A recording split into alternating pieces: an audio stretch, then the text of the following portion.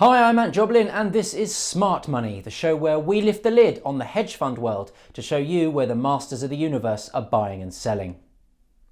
With America still in lockdown and COVID-19 unresolved, the service industry has been hit especially hard.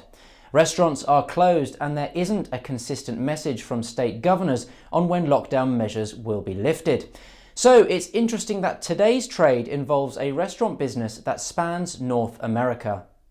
Darden Restaurants owns and operates full-service restaurants in the United States and Canada.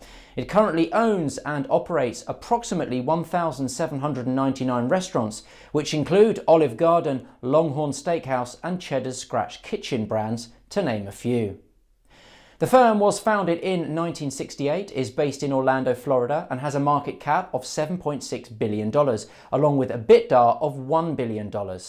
Now, recently, President and CEO of Darden Restaurants, Gene Lee, decided to take advantage of the price correction.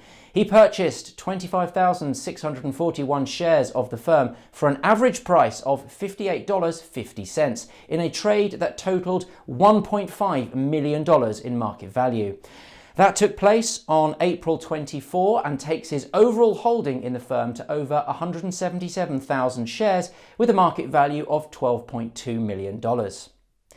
With lockdown ongoing and making a huge impact on the company's profitability, this is certainly a vote of long-term confidence by an executive seemingly not worried about a deeper leg lower in the stock price. Let's take a look at the company's financials.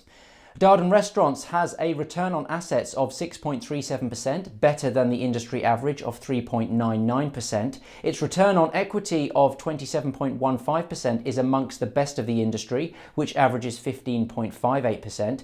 Its profit margin of 7.25% is amongst the best of the industry too. The firm has a price-to-earnings ratio of 11.17, which can be described as very reasonable and when compared to its peers is a bit cheaper. However, its forward price-to-earnings ratio is a bit on the expensive side.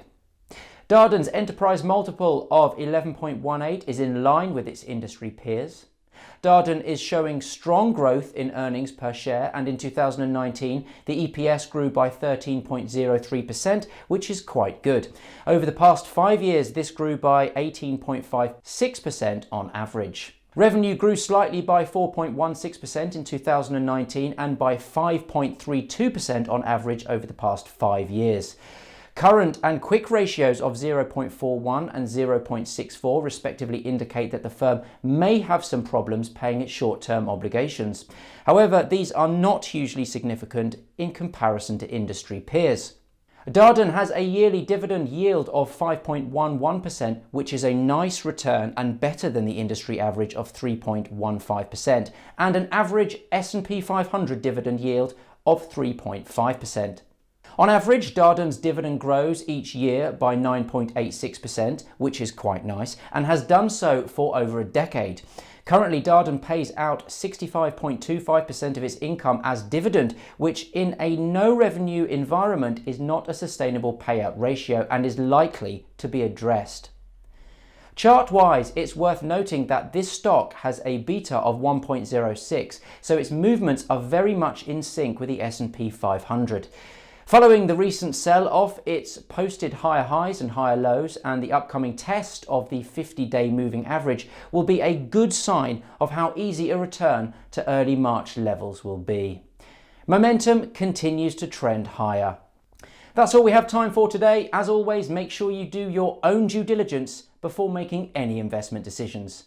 See you next time.